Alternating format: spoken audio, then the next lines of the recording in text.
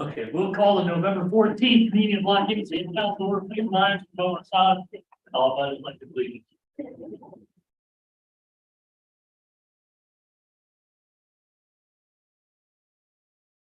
I pledge allegiance to the flag of the United States of America and to the republic which stands one nation under God, indivisible, with liberty and justice for all.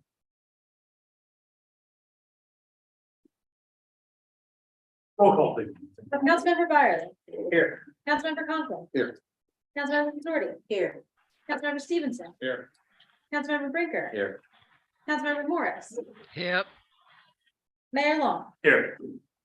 Approval of the minutes of the November 7th regular meeting. Move approval. Motion on the floor and a second. Any further comments or questions? Call for the vote. Councilmember Byerly. Yes. Councilmember Conklin. Yes. Councilmember Missouri. Yes. Councilmember Stevenson. Yes. Councilmember Brinker. Yes. Councilmember Morris. Yes. Mayor Long. Yes. Public comments, requests to see reasons? I have nothing here. Unfinished business. Consideration of ordinance number 2022-11. This is the second reading and council's consideration for adoption of the vacant real estate property registry. Previously, it was called vacant and abandoned. The abandoned has been clarified by being placed into the single definition of vacant. And a couple other edits that Councilmember Morris had suggested were implemented as well. And if adopted by council, this would go starting April 1st. Do I have a motion? Second reading. Second. And a second. Motion and second. Any further discussion? Could I just clarify one thing? A vacant property has to be registered 90 days after it has been vacant. A vacant property is one that has been unoccupied for 60 days. So if you add those two together, does that mean that a property can remain unoccupied for 150 days before registration is required? No, I believe the spirit is that we give you a 30-day leeway to register that property.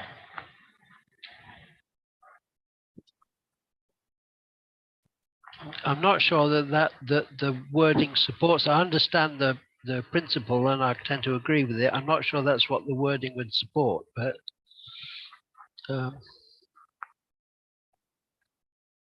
okay. Solicitor's reviewed. The solicitor was provided the ordinance and didn't provide any additional edit. Any other questions or comments? Call for the vote. Councilmember Byerly. Yes. Councilmember Conklin. Yes. Councilmember Missouri. Yes. Councilmember Stevenson. Yes. Councilmember Brinker. Yes. Councilmember Morris. Yes. Mayor Long. Yes. 5B, consideration of ordinance number 2022-12. This is renumbered ordinance to number 12, since number 13 will now be considered by council next week, which was originally the water ordinance. Council will consider second reading next time. This is second reading of the ordinance that sets the wages for non-union employees for the 2023 fiscal year. And wish council.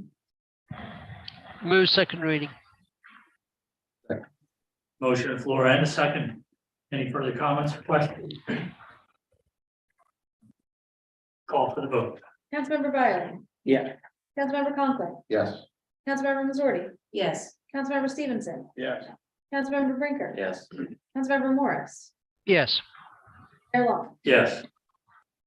5C, approval of the bids for polymers and alum. All right, so last week we opened bids for the polymers aluminum sulfate for the wastewater treatment plant. The two low bidders for oil and aluminum are the current contractors and recommendation to Colleen Tech and US.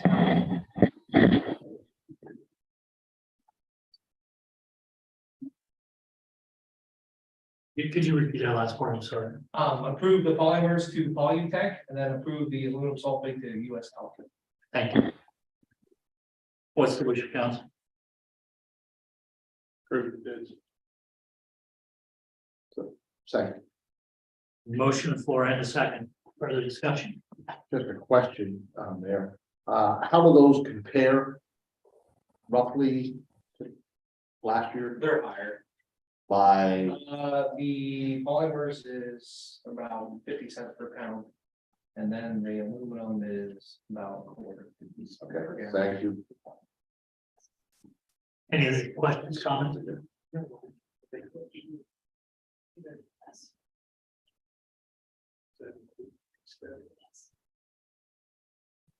You good? Call for the vote. Councilmember Byerly. Yeah. Councilmember Conklin. Yes, Councilmember Missouri. Councilmember Stevenson. Councilmember Prinker. Yes. Councilmember Morris. yes, Mayor Long. Yes. We have any other unfinished business, Greg? I have nothing, Your Honor. Okay, new business. 6A, approval to solicit bids for phase 2 of Sunset Pine Stormwater Project. So this is the recommendation to council to approve us to advertise and receive bids for the Sunset Pines phase 2. The current bid opening date set by the engineer would be December 15th. And what does this part This include? is Long Tobin Drive from Harris Drive to Hemlock Drive, and it's the same project, storm pipe inlets and some curving. What's the wish of council? approves the solicitation of the bids. Yeah. Basically. Motion on the floor and a second. Any other questions, comments? Call for the bid. Excuse me, vote. Councilmember Byerly. Yes. Councilmember Conklin. Yes, Councilmember Missouri. Yes. Councilmember Stevenson. Yes. Councilmember Brinker. Yes. Councilmember Morris. yes, Mayor Long. Yes. 6B, consideration of the amended agreement between the city and PMHIC. The Pennsylvania Municipal Health Insurance Cooperative is the trust through which the city gets its competitive bidding for health insurance. And the agreement between all parties and the PIMIC board has been updated. The major changes that are called for include changes to stop loss and runout claims for municipal entities that withdraw from the trust, and the way those are handled going forward for anyone who is a member of the trust. Having reviewed it, it is the recommendation of not just the board of directors, but myself, that council would approve of those changes to the agreement. Do I have a motion? move approval, A second. I have a motion on the floor and a second. Any other questions or discussion? Call for the vote. Councilmember Byerly. Yes. Councilmember Conklin. yes, Councilmember Missouri. Yes. Councilmember Stevenson. Yeah. Councilmember Brinker. Yes. Councilmember Morris. yes, Mayor Long. Yes. 6C, notice of the Q3 Comcast franchise payment. This is just so the minutes reflect that the city received $27,578.97 in its quarterly franchise fee for Comcast. We have any other new business? I had none, Your Honor. Okay. So we'll move to the public hearing on the 2022 proposed budget. Purpose of the hearing is to afford the public the opportunity observations on the recommended budget as reflected in ordinances 2022-14 and 2022-15. Comments from agencies and organizations in the city. We happen to have a few of those. Nice to see you all. I have little blue pads to show the order everyone will go, which does actually match the agenda. So If you want to turn in your budget book to page 2 and 23. And that'll be a discussion on planning and economic development and the city American development coordinator. Here this evening.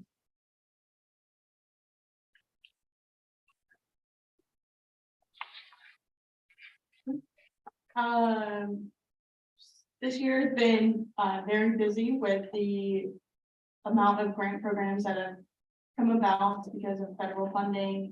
ARPA continues to come out, as well as the infrastructure funding. I applied for 15 grants totaling about 4 million. This is as of November, actually. 2 million of that has been received and about 1.9 is pending. We'll actually find out about one tomorrow, hopefully. And then there's 3 others. So CDBG and CD, there's a lot of activities that have been closed out, which is great because we continue each year, we get more money, so we keep on top of that.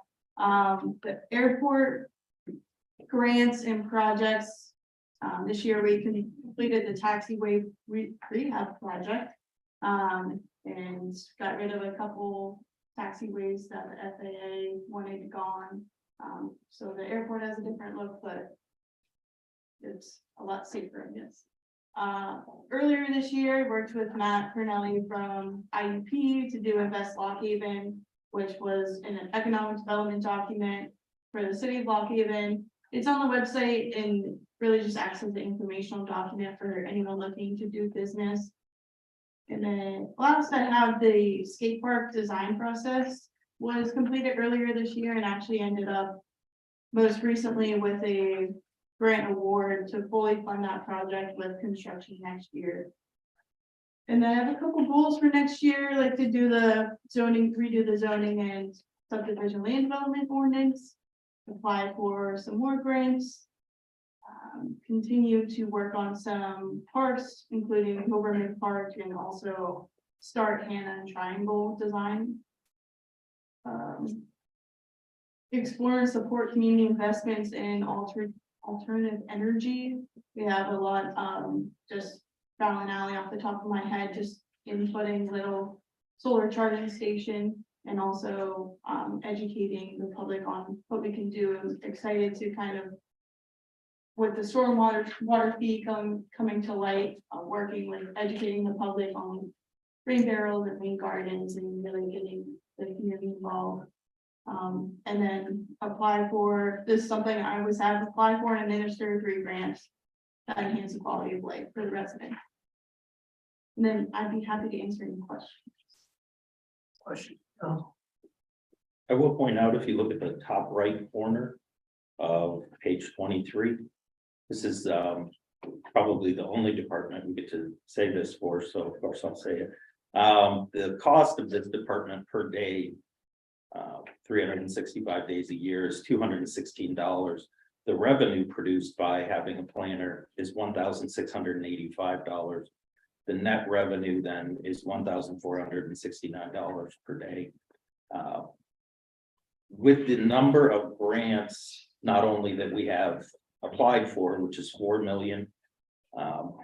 If you look at 5 years ago, a typical year would be between 300,000 and 600,000. And we have just touched the surface of what's going to be available through the infrastructure law, which is unbelievably 1 year old today, and the rules are still being written for how we can get our hands on some of that money, but new programs keep popping up. And for that reason, an additional full-time individual is proposed in the budget to be a planner 3, Abby being a planner 1. And those amounts are included in the budget for that department, which takes the 2023 costs per day up to $448 as a projection, which is still higher than the net revenue projection that the department currently brings in grants to the city.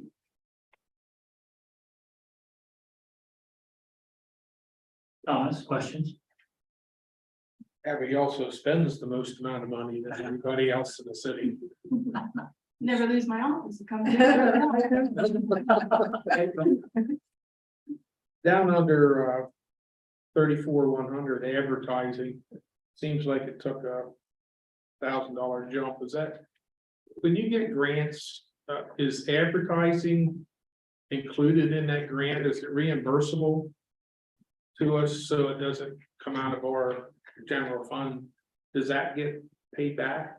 It depends. A lot of times we don't take administrative fees out of just some specific grants, but we do for CDBG and advertising is paid out of CDBG grants with different programs. We just up that budget to cover this. Any hearings of the planning commission also come out of that budget. They did have their fair share this year. Anything else? That's all, thanks. Anyone else? Questions, comments? I'd like to thank you, Abby. You do a good job for us, and we appreciate all the work that you do. And frankly, good to see it being done any other way than the way we're doing it right now. Appreciate it. I failed to unmute myself. I So you just had wanted to one. say- I just had one quick question. Pretty scratchy. If we add a planner 3 next year at a fairly generous salary, how is it that the health insurance cost actually goes down?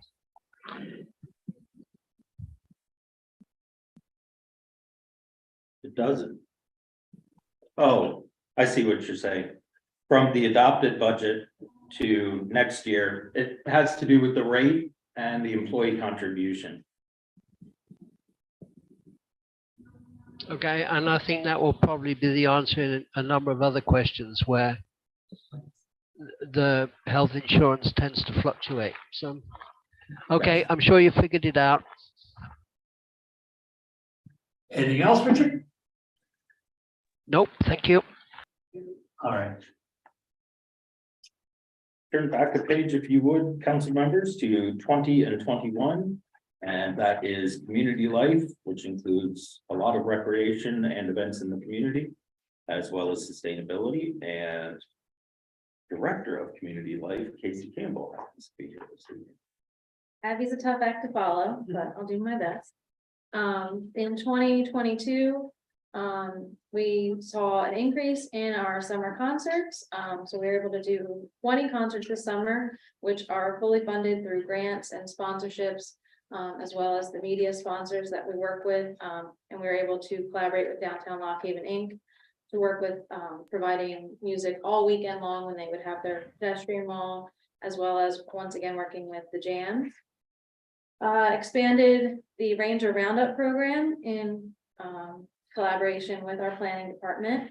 And we were able to make the Little Ranger program, which was a passport incentive to tell kids all about the city. And next year, we're hoping to expand upon that and get a little bit more organizations involved and make it a little bit more in depth of the program. We were able to revive the city beach and hired 5 lifeguards to monitor the swimming activities. Redesigned the application for our events and requests. So we had over 60 so far this year, and that was as of the end of October. So we've had even more than that. And then created wayfinding signage for throughout town and LEG campus that will be installed later this year. And that will provide QR codes to show how walkable our city is. And that is one of the direct goals from our comprehensive plan. So looking into next year, we're hoping to get the gold standard for sustainable PA, which was a goal for this year, but hopefully maybe we can get that even before next year. And then continue working on the summer concert program, the Little Ranger program, and increasing recycling tonnage throughout the city, and then working with Public Works and the authority on the trail system in Single Park. Awesome.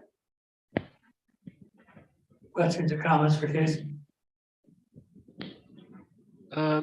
Just interested to know what the $45,000 capital purchases will go to.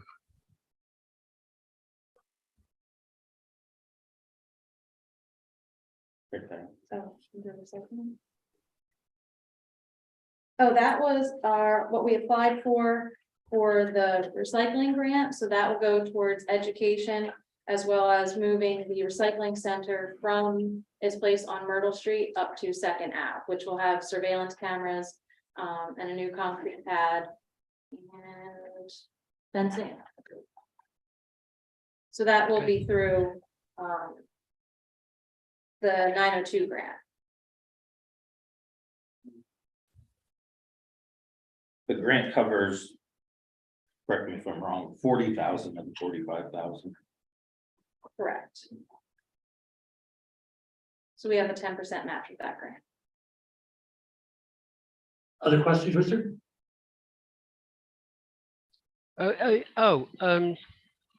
Yeah, this is just really purely a matter of interest. What does achieving the platinum standard actually do for us, apart from the kudos?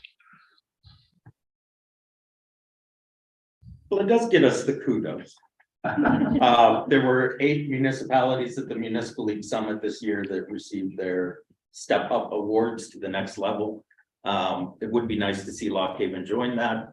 However, DCD uses your status. Currently, they request what your status is with Sustainable PA. When you apply for grants through the single application process, it is the intention of DCD that will become part of what makes a grant more competitive. Is the higher your rating for Sustainable PA, the more likely you are to be the recipient of the grant. And what's the threshold for achieving it? How many points is gold now? They recently changed the standard. We are within reach looking at the preliminary questions, but it's, I don't know off the top of my head. I don't remember either.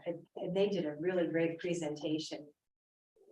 Yeah, They changed the number of points because they added a new section expanding community engagement and the amount of information that you have available to the public on your website. So they increased the number of points for each section.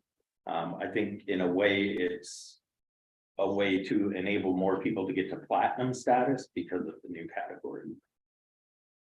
Because you pretty much had to be platinum, you had to be somebody like Lancaster that dug up all their infrastructure and replaced it all.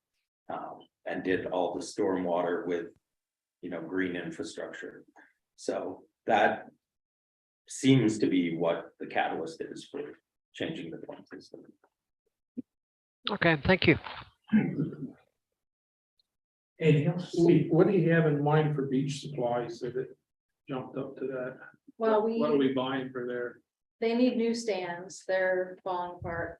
And umbrellas, as well as, all of their equipment is really not up to standard.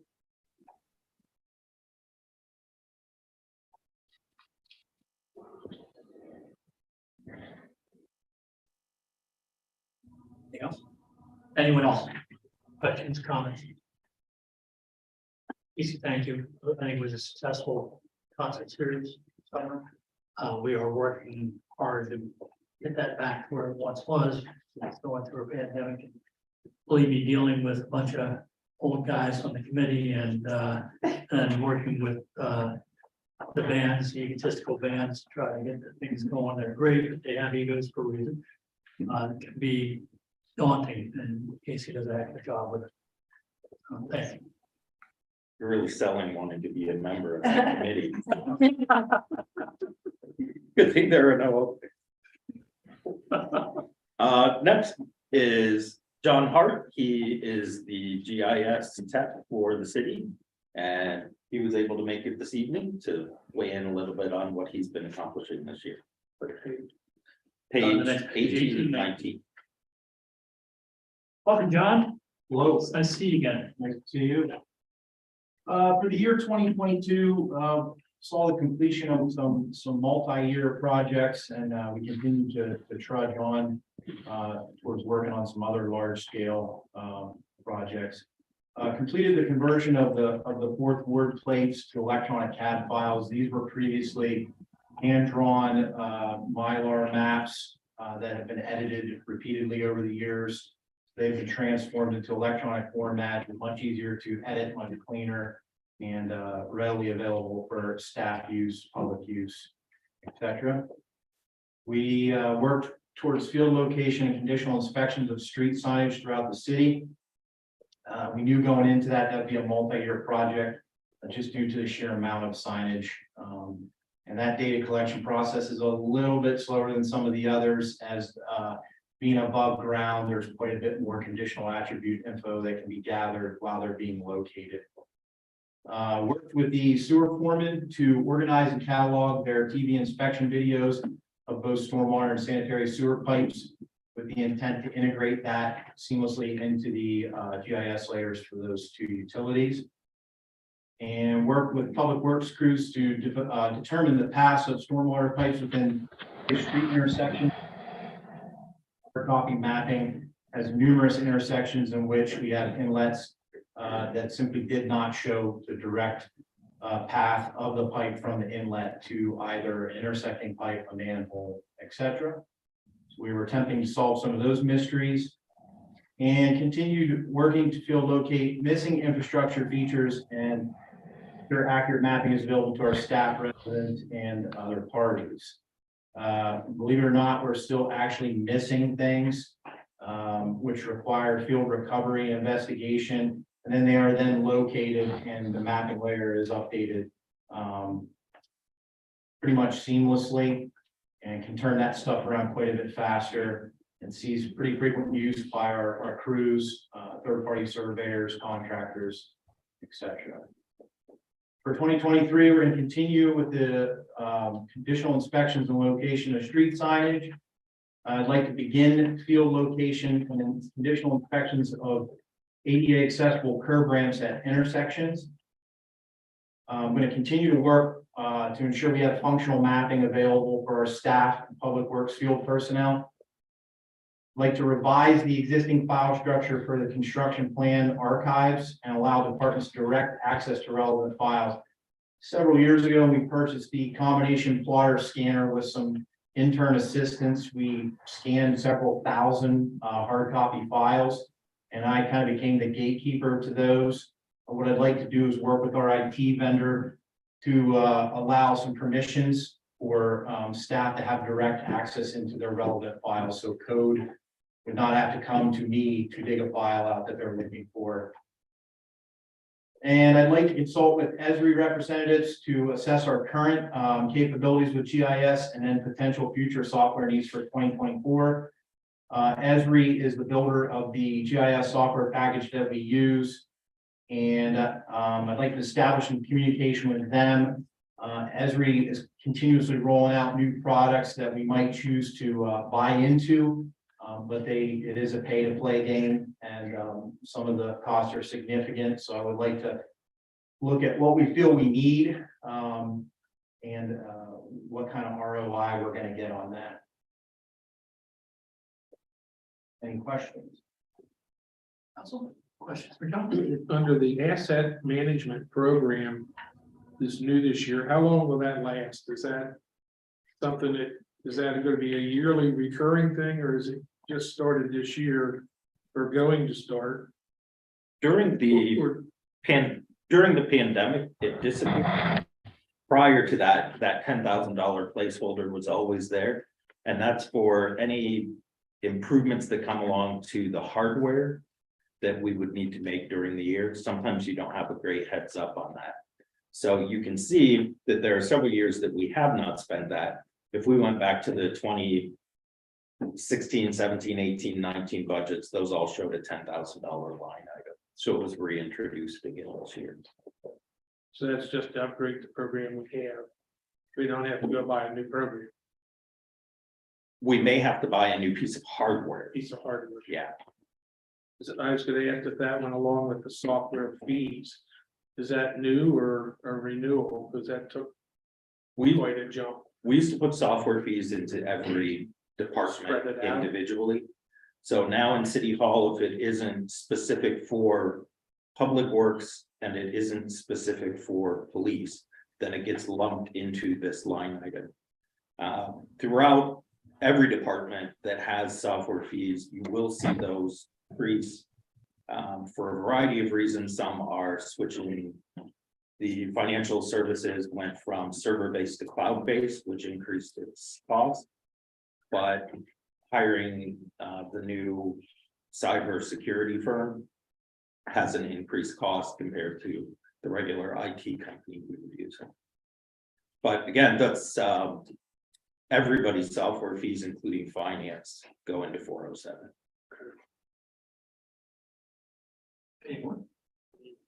Anyone else have any questions? John? Well, just as a respect to Richard Morris, that the objectives should say 2023, not 2022. Got it. Okay, very good.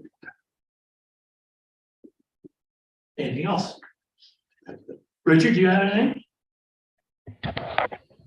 No, Rick spotted it for me. He wanted to save you some trouble. Thank you, John. Appreciate it. So we're moving on to Public Works admin. We're moving on to page 35. We'll just chat for 30 seconds on page 35 shows you how much each of the areas of the general fund Public Works budget percent of total are spent on different activities. For example, 12% of the total expenditures are for snow removal. 14% is for labor and benefits for employees at the airport. The levy is 18% of the expenditures. Overall, you can see that the wages and benefits are 51% of the total amount that's expended. So we pay the people who do the work. And then the smallest share is debt, which is 2% which is lease on vehicles, and 47% is spent on operations. So it's one of the highest investments on operations in the city, but also dollar-wise, one of the biggest investments too in wages and benefits, the people who do the work. So Tony begins on page 37. And I'll just give you guys a quick rundown of each department. If we can circle back to. So without these guys here and on the computer screen, I mean, this is what makes it possible here. So, I mean, like, they did a good job. I received comments from probably every one of you here this year, and I look forward to all of them, so thank you for that. Me, I'm kind of boring. I'm just a conduit. So this year, they finished the traffic signal replacement, and then Abby got us a grant, so we're gonna replace 2 more, which is the Water Street, Susquehanna Avenue, Fairview, and the Barton Street and Second Avenue, the Belmont intersections. And for streets, this year we did an advance in the CDBG paving project. We did the inlets and curbs. We're able to do that. We have our staff and equipment that allows us to do that. We have very high skilled employees. Flood control, public property. This year we did some repairs on the levee by First Quality on the flood wall. There are concrete key locks. Jared and his crews be able to replace them. It does get big every year in inspection, so we did take care of a couple of them. For public property, Jared and his crews put up the pavilion at Piper Harmon Playground. So we were able to do that in-house. The big one, the new one, will be the stormwater. So we'll have more to talk about next year. 5 minutes of that budget right now. For water this year, we rehab the Cummings Village tank over at Castaneda, and we also replaced 2 water lines on Mackey and Aquahapton. Tomorrow we actually have a walkthrough with the contractor, so probably the next council meeting I'll have an update to you on how far along they are. And then the sewer is it's basically just maintenance, a lot of maintenance down there, and Mike and Dave can find out for that. At the plant, and then collections. We're actually going to utilize our camera truck to inspect the levee structures. So every 5 years we have to inspect all the outfalls. And by using our own equipment, we're gonna save a substantial amount of money. Well, that's all I have to talk about, so if you wanna circle back with me. Questions for Tom? Now that we have the traffic signals replaced and the paving's done, when are we gonna take the type 3 construction signs away?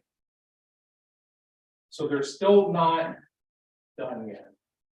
They're done, but they're not, I don't know how to explain that. So they're still running through the cycles. They haven't given them signal yet to us.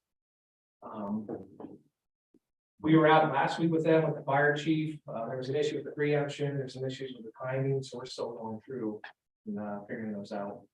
But I think they did complete final line days. Yeah, I think that's why the figures are out there, so I'm sure they'll eventually get to them. Yeah, because I'm sure they're paying Right, oh, yeah. for rental, but Yeah. that's not cheap. When there's a problem, it's Tony or I that get the complaint, but we never get to fix it. The gentlemen who are lining the back are the ones who actually fix that problem for the public. So, all of those gentlemen have business cards. You really want their business card. They're the ones who actually fix your problem. Are they direct phone lines? Yeah, yeah. Has their cell phone number, their address. Kids they have, first ever child. Contracted services, 45,416.6. What do we contract the services out for? Where do you see that? 45, it's under DPW administration, 45,400. 16,000? Yeah. That would be contracted services for repairs that we can't do in-house up at the Public Works garage.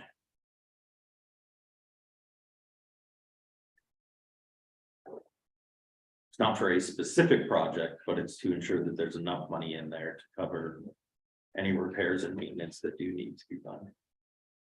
I'm not gonna date you, Steve, but that boiler's still there. Yeah, good boiler. That's not enough to replace the boiler.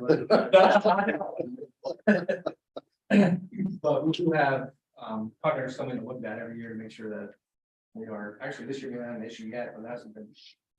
Yeah. knock on wood, something like that. I just wondered what you had in mind to fix or do or. Other questions? Nope. If we flip to streets, which is the next page 38 and 39. We can see once again, what will be a recurring theme of 2022 objectives. I should say 2023. And that will be corrected in the final draft. But that does also include in streets, vehicle and equipment maintenance, which this represents not just the streets vehicles, it's public works vehicles in the general fund. So it does include Jared's vehicles, Kyle's vehicles. And if it is any orientation towards public works, it goes into this single department rather than spreading those out. Yeah. Those state auditors, they prefer it that way. Yes, yes, we do. You're shifted. You will notice in streets, stormwater, which is the new fund, is accounted for on page 44. So that's an estimate, a very low ball estimate for the amount of revenue that may come in through the new stormwater management fee if council adopts that at the next meeting.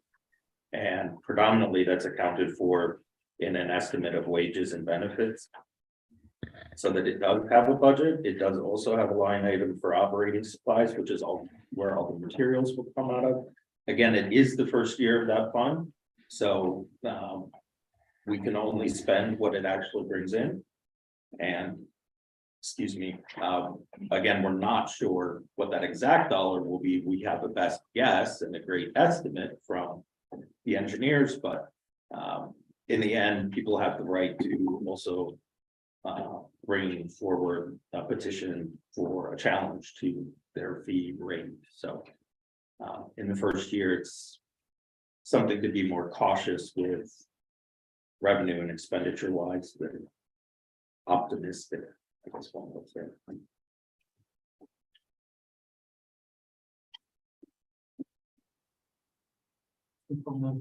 Kyle, do you have anything to? Think so. Think we covered it and. Seems to be. Fairly recurring theme, fixing inlets and all that stuff. Think we're looking it up. All the time. It's just the regular maintenance, spring cleanup every year, weed season right now. Riding all the different services for everybody.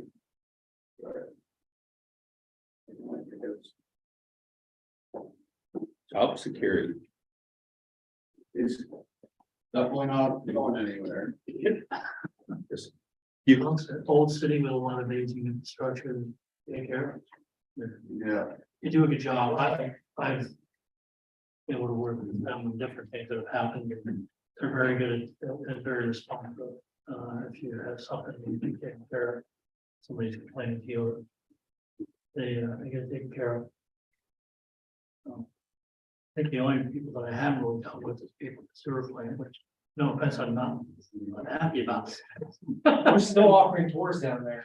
I say it every year, and snowplow rides, you guys are riding a snowplow. Someday I might take you up on the snowplow, right? Maybe tomorrow. The old plant, but I've never been down to the new one.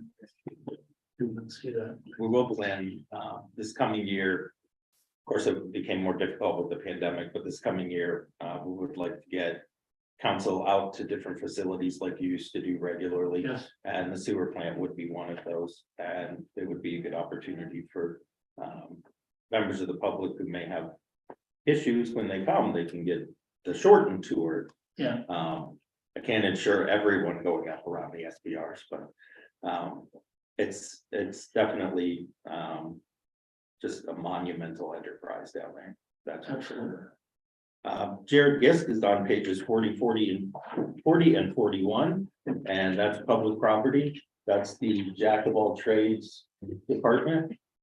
They install pavilions and mow the levee and work the levee as an operating structure to save us from flooding. Take care of a lot of things like street lights that just accidentally get broken by tractor trailers and the like, making turns. So again, Tony went over a lot of the accomplishments and objectives. Jared, do you have anything to? No, I mean, it's kind of the same thing Kyle said, it's basically maintenance. We are trudging ahead with vegetation removal for the quality. We removed a bunch of their fence, after we just took it right off the levee, put it in a nice pile for them. About 400 feet of everything from brush to large trees we removed out of the levee last spring. So our goal is to hopefully, Mother Nature willing, do the same this year and keep on keeping on with that. We probably have 200 or 300 yards to go out there till it's completely back to where it should be, but that is the only place left on the levee that there's still vegetation. Everything else has been removed, sprayed. That's the big thing this year for our operating supplies. The spray went from, I was getting it over the past few years between $16 to $25 a gallon. It went to $95 a gallon this year. And it was, I needed to purchase it. I know it kind of put us in a little bind financially, but it was, if we didn't get it, we weren't gonna get it. And hopefully, I haven't heard, but I'm kind of hoping that has gone away for this year, and we're kind of getting back to some normalcy. Leveling off of sorts. I'm hoping, because I mean, that it seems like you're spraying dollar bills out of the end of the nozzle. And it's something we need to do. I mean, it's, you know, the guys have worked very hard the past 3 years to get it to where it is, so that we're not brush cutting and salts and dragging trees up with the chipper like we are at First Quality. You know, it's just going through, it's a lot easier to carry a spray nozzle than it is to run a chainsaw. So, other than that, I mean, the parks is pretty much maintenance, mowing the grass. We got a lot of guys, instead people stopped them this year and said that things look, you know, really nice and like things mowed or. So it's always nice to hear the people that are paying your wages be appreciative. Usually we only hear when things are wrong, so it is nice. We know how that feels. We get it. But other than that, I mean, we did some street light, a bunch of street light maintenance and replaced some as needed. Some are getting really bad and like on the Vesper Road, we can't get parts for them anymore. They don't make them.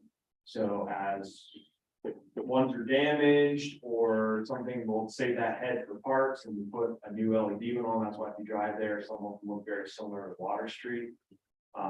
We're replacing, we have some, one got hit by the LED, we're nice enough to buy a new head. Other than that, it's just little projects at parks, the pavilions, and stuff like that. We're gonna be hopefully doing some Haggard here next year as that moves along and moving down the line. Just today, Jared and his crew installed the Christmas tree over Tribal Park. That was donated by Steve Kennedy from the property southwest corner of Cannon Field and Terrace. We have any numbers on, maybe you can answer this, said about replacing lights damaged from tractor trailers, has that number dropped at all in the hill section since the new entry for First Quality, and we've done some things with them as far as addressing to try to get the GPSs to bring it down the right way and not having to be lost. I still see the same amount of truck traffic through my. Do you? I mean, the signs are getting better. There's like a half a dozen spots that is like, it's once a month. And like, we're about ready to go put like a pole ballard on the corner of Park and Myrtle. Because they still turn back by the recycling center and they come out. And every time they hit that stop sign and signpost that they don't catch them, it's costing the city about $175. Yeah. Because stop signs went from $30 to $32 a piece up to like $51. And everything's gone up like that. And even for the trucks that go the right direction, I will tell you that inevitably every morning as I'm out for my stroll through the city, that they miss. I don't know if First Quality be interested in lighting that sign that goes out First Quality Drive, but they miss that. They just miss it. And then they figure out a way to get around to get back to it because they immediately know they missed it, but most of them won't back up that far. I've had a couple guys that I've helped back up that far, but most of them won't do that. So they go looking for a place to turn. And I think that the reason really is that sign sits back far enough on that property that I don't know who owns that corner lot, but it sits back far enough that by the time they see it, they've already missed it. They're going too fast for their size vehicle. They're going too fast on Walnut Street. But I do see that almost daily, almost every day. I see a truck go by there at some point. I hope that somehow they start figuring out. And most of them end up turning around and bottom of the second ambulance. I just get to come back. Any other questions, Jared? Thank you for everything you do. So we're at Water, page 45. As you'll recall, we spent 2 months going over the water budget earlier this year. Not much has changed since then, other than we borrowed quite a bit of money to do the improvements that are really the driving cost of about 49% of the water expenditures are for the debt service to do those projects. Right now, 56% of the water costs are for filtration and to fix repairs and for the wages and benefits for those who do the repairs. In the water fund budget right now, the biggest unknown until after this Thursday's meeting at the filtration authority is what next year's actual cost of water filtration will be. So that's estimated in the budget at $645,000, but that number will not be known until after Thursday. So once that's cemented in, there will be additional adjustments that will need to be made in the water fund budget so that it can balance. Those adjustments will have to come from expenditures. They won't be able to come from revenue. About 2% of the budget is spent on maintenance expenses for the Lock Haven City Authority. Those are reimbursed to the city at 5% of total flow. So whatever we spend this year at year end, if Suburban is 45% of the total draw of the filtration plant, we'll get 45% of that back from the filtration plant through Suburban paying into that. And so that obviously isn't very much at 2%, but it is something we get back. And then the same is true for debt service percent of total. We get the Penvest debt service back. Fortunately, I did put into the budget the very highest numbers that we could potentially pay for the new 2022 Penvest debt service. It should come in less than that, but that's kind of the high point of what we could end up with if within the next, say, 60 days, we drew 100% of the money. But we only pay interest on what we actually draw, and we don't have to pay any principal while it's under construction. So far we have borrowed $5 million for whole phase one. The next phase, next spring or summer, will be $5 million. We'll have to borrow from Penvest in cost for the wells in the pipeline. There'll be another $600,000 for 2 new bridges in Zindel Park. And those bridges will then carry the equipment and materials needed to do $18 million in improvements to Keller and the intake towers at Hole and Keller. So obviously several years worth of very expensive projects in the interest of public safety. And in the end, they won't necessarily provide cleaner water, but they will provide a safer system to withdraw that water from.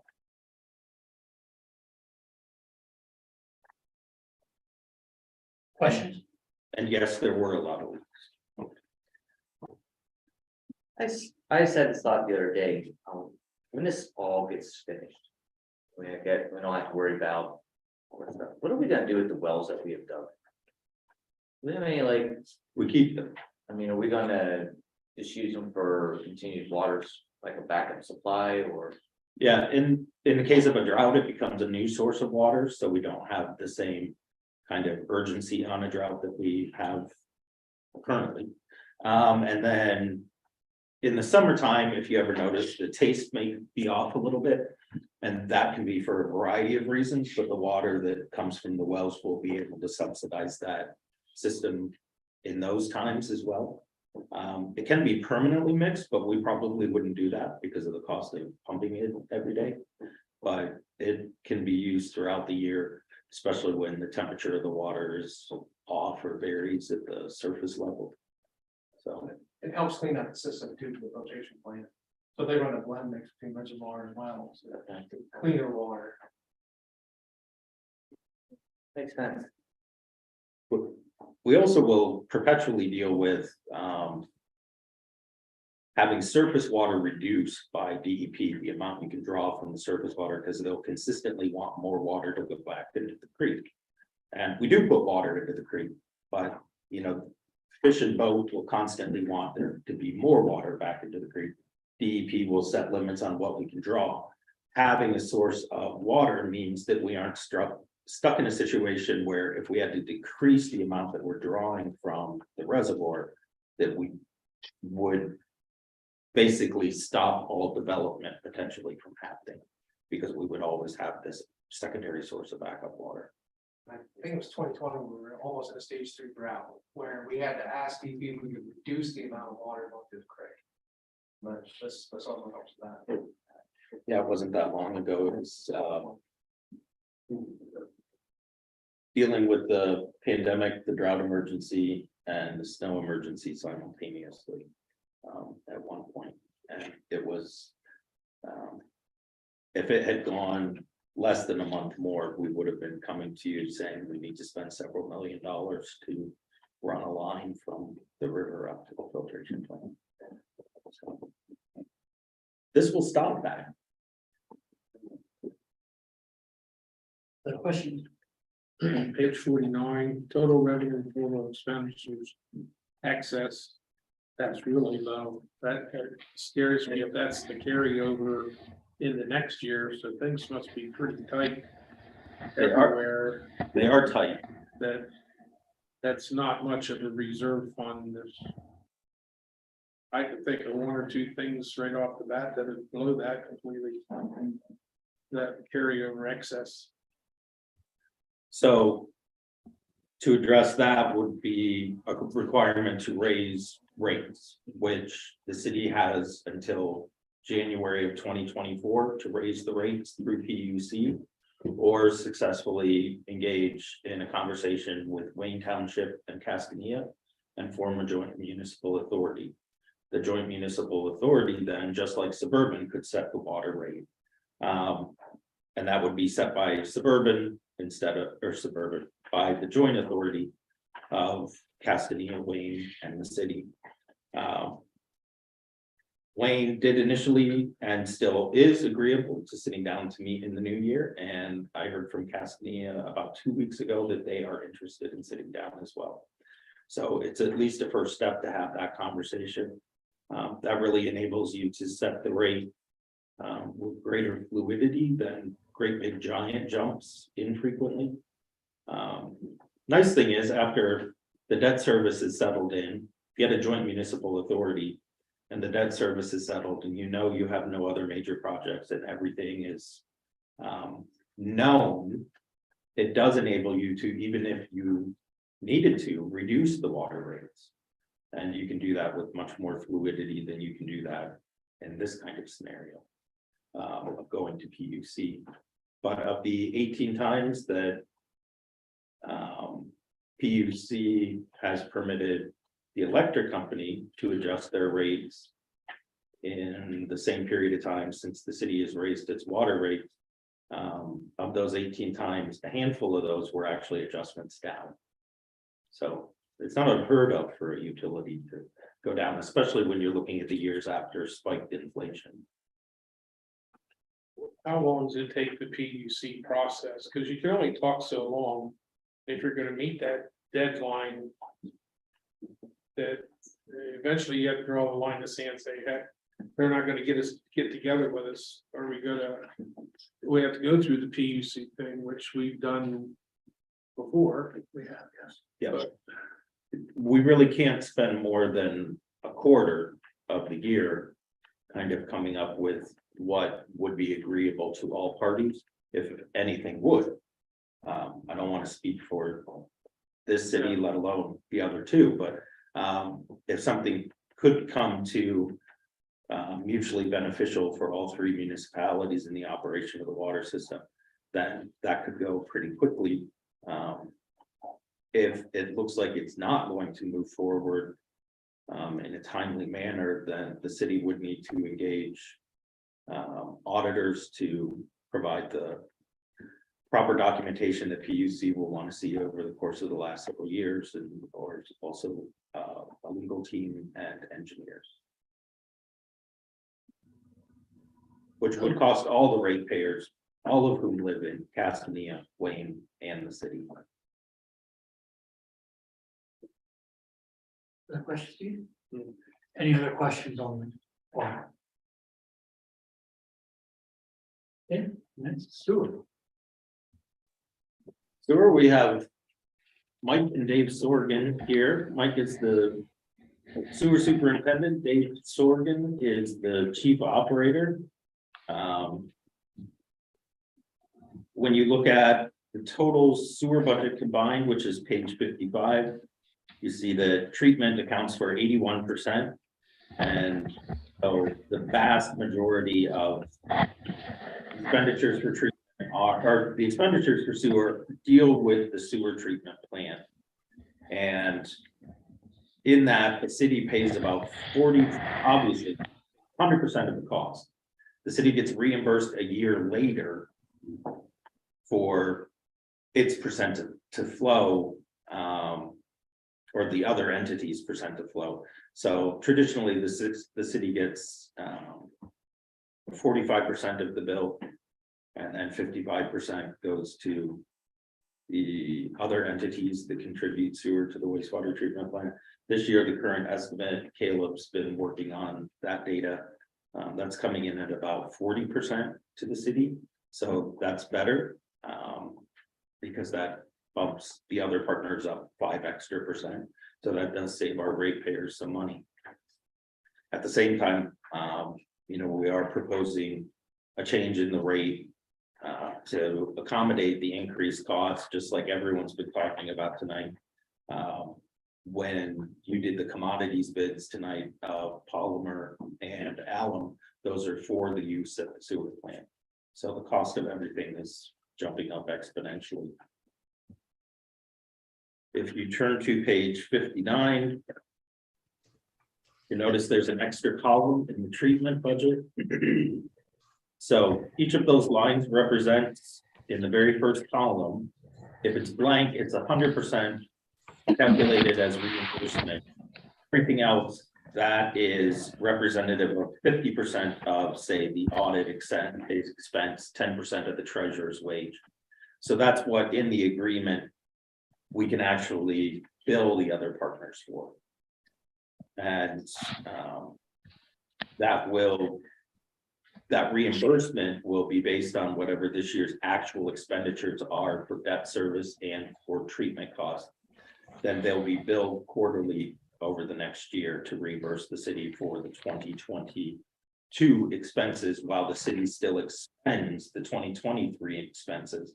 So the city basically has to have enough money to spend 2 years worth of treatment, and it's getting reimbursed 5 quarters behind, in essence, for whatever the city did before. So it's been that way a long time. The sewer authority said they would be interested in reopening the agreement, and give the caveat that if they reopen, that has to be addressed, that the city can't basically be spending a year and 3 quarters waiting for its money back. You can also see on page 61, the city has an obligation, just like with the water fund, to pay an annual lease payment to the Lock Haven City Authority. This year for water, that's about $35,000. For sewer, it is $256,000 because of the financial situation in the sewer budget. Again, I'll draft a letter on behalf of the city requesting that be waived by the city authority. The city authority currently has, I think, I know I have that in here. The city authority, I think, has about $500,000 in excess funds, which can be used and tapped for specific sewer projects, but they have to deal with treatment. They can't be for the lines under the agreement, for example.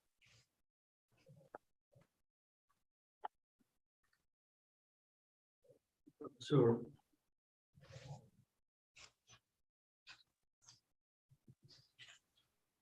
Richard, any questions?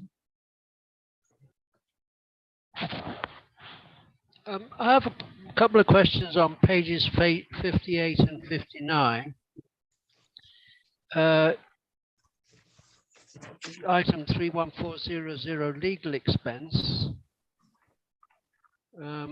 There is a fairly huge number on page 58 that's not historically consistent, and similarly on page 59, the legal expenses have somewhat gone down. Are these anticipated new legal expenses, or are they obligations we've already incurred? Now, these would be anticipated new.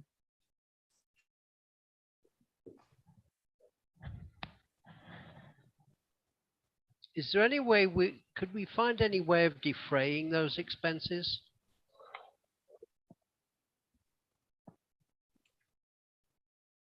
I guess we could look into that. It would make the numbers look significantly different if we did.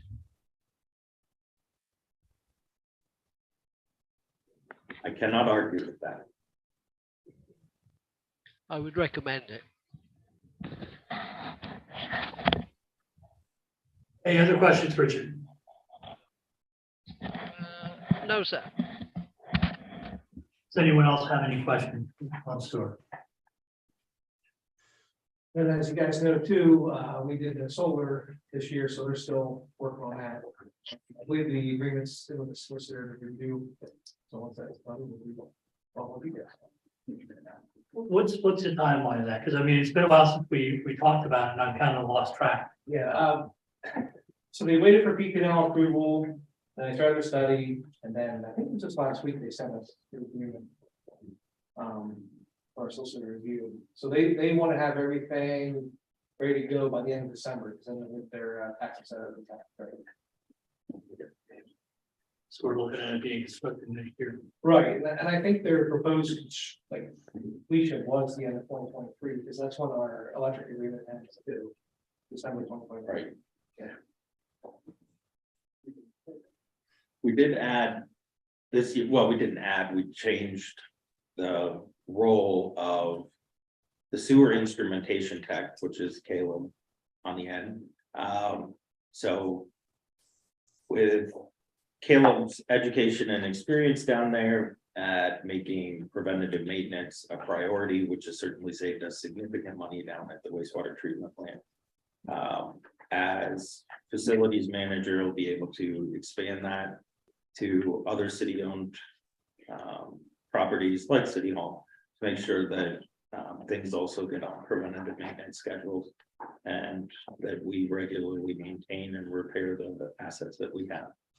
And so in order to accomplish that, as part of what also makes the cost of software fees goes up, we will be using a citywide work order system internally.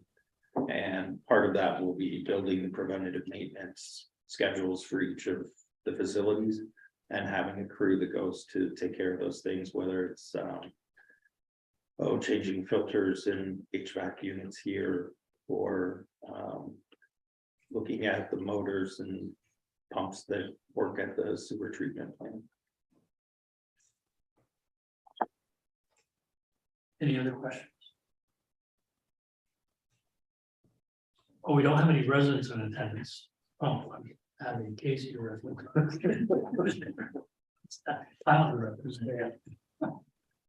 Caleb's a resident. You moved back to Beach Creek, didn't you? Back down to Dunstone then. Oh, he was a city resident. They gave him extra points for getting hired, and then he moved. Keep you on your toes. Do we have any other questions for council on what we covered tonight? All right. So I guess we're done with the budget hearings, correct? Yes, Your Honor. Staff, thank you. Thank you for taking your time on your day to come here and answer our questions, whatever you look for. Thank you for the work that you do every day. We all appreciate it. FYI. There are a few notices from DCD that went to every municipality. Also, thank you note from the Lock Haven Fire Department for contribution from the city to the parade. And thank you to the Lock Haven Fire Department from the Center County COG. And our fire department went to cover their homecoming game at the Alpha Fire Hall in downtown City Hall. Anybody have anything else to bring before council this evening? Do I have